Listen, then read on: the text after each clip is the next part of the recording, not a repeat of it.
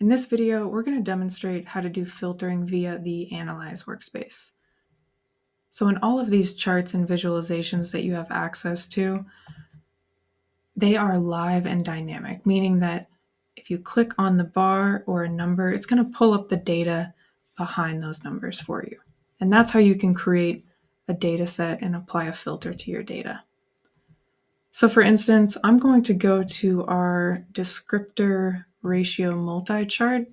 And let's say we wanted to isolate by age group here. So if I wanted to create a data set that was just representative of the 26 to 49-year-olds, I can click on that bar. This is going to pull up all of the qualitative data from that group, and I can hit Make Active Set. So what this just did is it created a subset of data within the project, basically like a mini project within the larger project that's only representing that age group.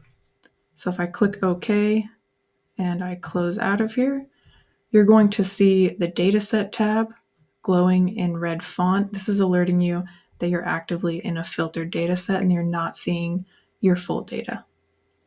So for instance, if I now go to my code co-occurrence chart, this is only showing me data for that specific age group that we have the filter on for.